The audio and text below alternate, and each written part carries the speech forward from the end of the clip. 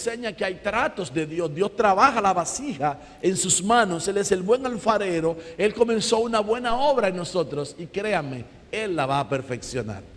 Así que como Dios nunca abandona la obra de sus manos, la obra que Él comenzó en ti y en mí, la va a perfeccionar para su gloria y su honra.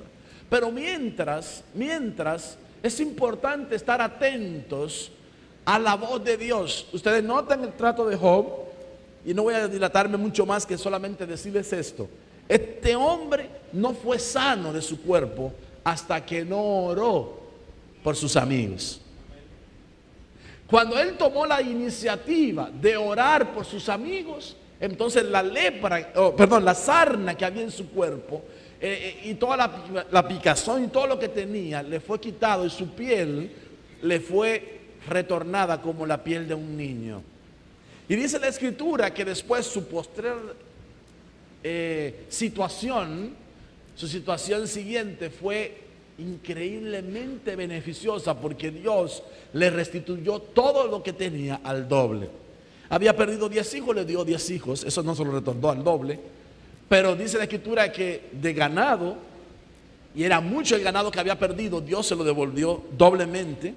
Y de todas sus pertenencias y todo lo que tenía en su casa, Dios se lo devolvió multiplicado al doble para la gloria y la honra de su santo nombre.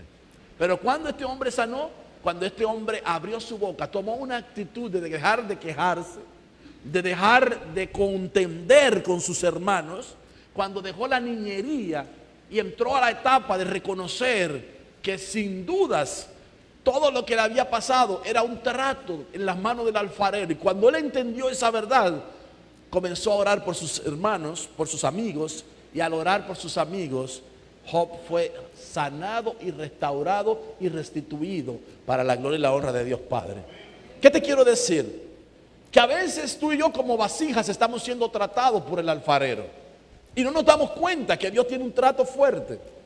Y a veces son nuestros propios hermanos, nuestros propios amigos que se levantan contra nosotros, y son tratos duros, y Dios lo permite para formar en nosotros un carácter semejante al de su Hijo Jesucristo. Le decimos al Señor muchas veces: Señor, queremos ser como tú. Nos atrevemos a cantar esos cánticos: quiero ser como tú, yo quiero ser como tú. Y le pedimos al Señor que queremos ser como Él. Pero cuando Dios nos mete al horno para darnos la forma que debemos de alcanzar, miren, yo quiero decirles esto: las piezas de barro sufren varios procesos, distintos procesos. Una pieza de barro, primero el barro está tirado en el suelo. Cualquiera de nosotros que no somos expertos en barro, hasta le podemos pasar por encima y pisotearlo, y no lo valoramos para nada. Hasta que un día llega un alfarero y dice: oh, pero ese barro si es de buena calidad, ese barro sí me puede servir para yo hacer tal o cual vasija que ya yo he pensado hacer.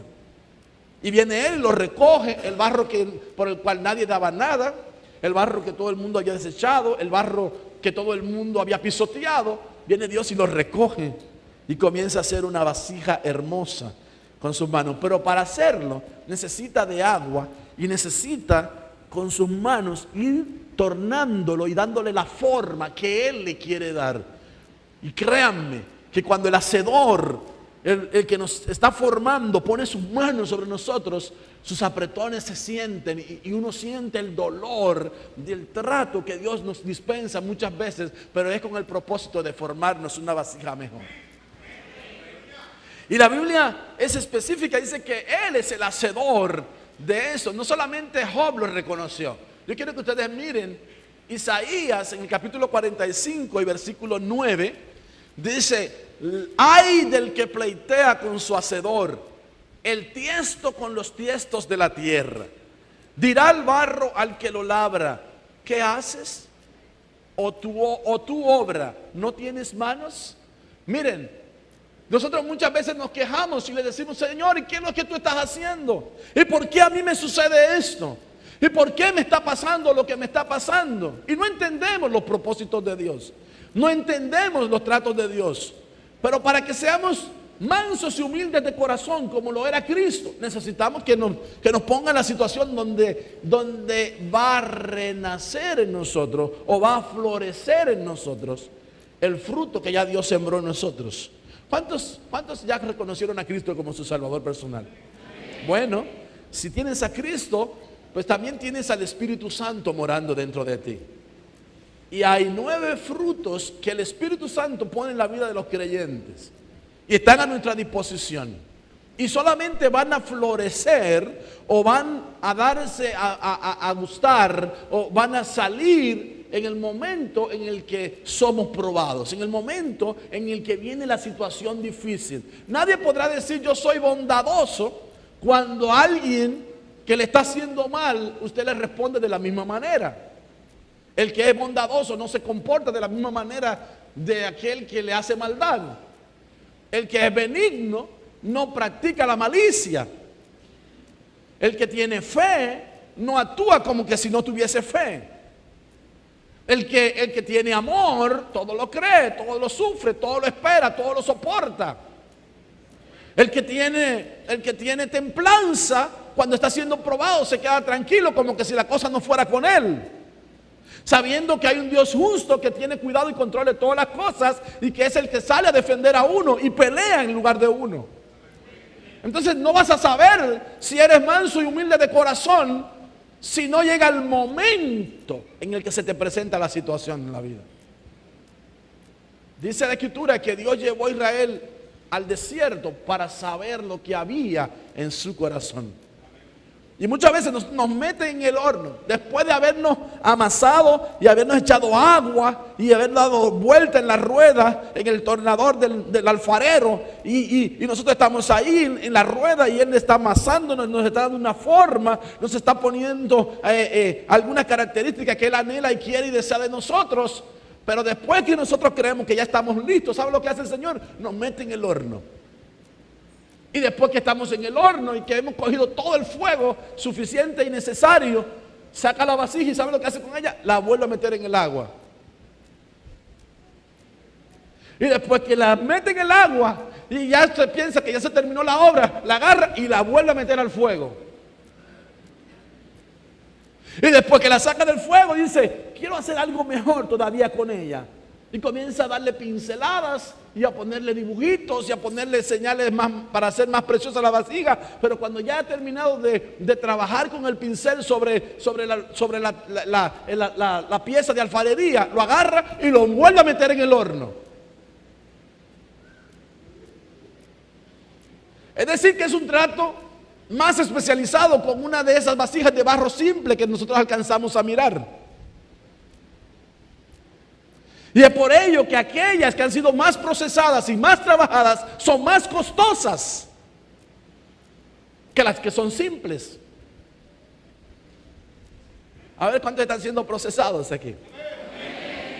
Bendito sea el nombre del Señor por estos tratos.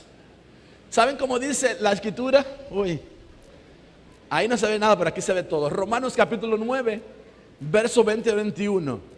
Mas antes, oh hombre, ¿quién eres tú para que alterques con Dios? Y dirá el vaso de barro al que lo formó, ¿por qué me has hecho así?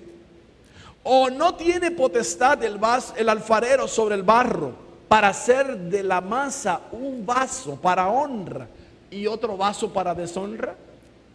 Así que Dios utiliza sus obras para lo que Él quiere.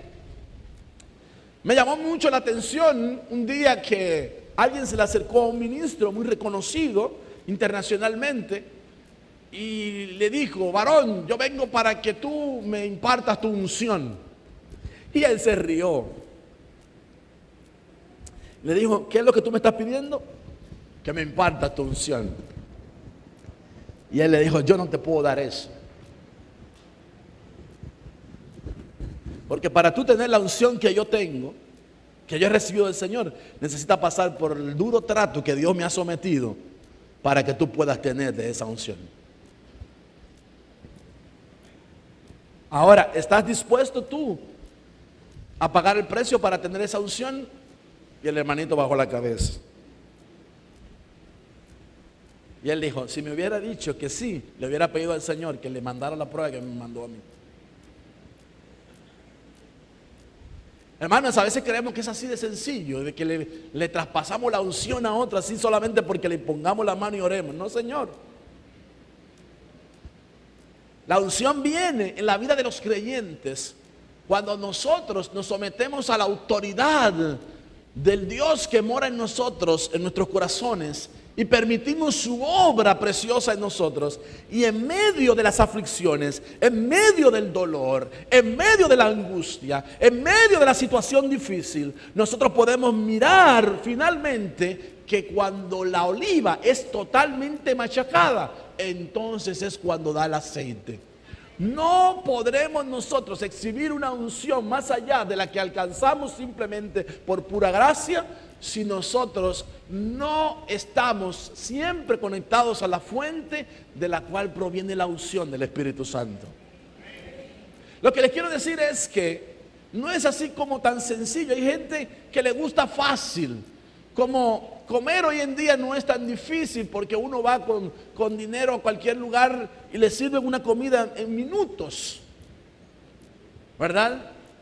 Y entonces es tan fácil hacer eso, pero no es lo mismo tener que ir a comprar la comida al supermercado o al lugar donde uno lo compra o al colmado, donde sea, y fajarse a preparar ese alimento para después degustarlos. No es lo mismo ni es igual. Y nosotros nos gusta la cosa mejor que pagando y ahí mismo nos dan todo listo, todo preparado, todo servido, listo para comer. No tenemos la paciencia de ponernos en el proceso de la elaboración. Pero créame que aunque a nosotros nos cuesta simplemente sacar el dinero del bolsillo para pagar, hay alguien que para poner eso en el mostrador donde usted se lo va a comprar, le costó mucho sudor y mucho trabajo para poder poner ese arroz, esa habichuela, esa carne y eso que usted se está comiendo, para poderlo poner ahí delante de usted. ¿Cuántos me están entendiendo? Yo espero que usted me entienda. Entonces, en la Biblia se conocen 7 tipos de vasijas conforme a su uso. Yo no voy a hablar de las 7 tipos de vasijas esta hora.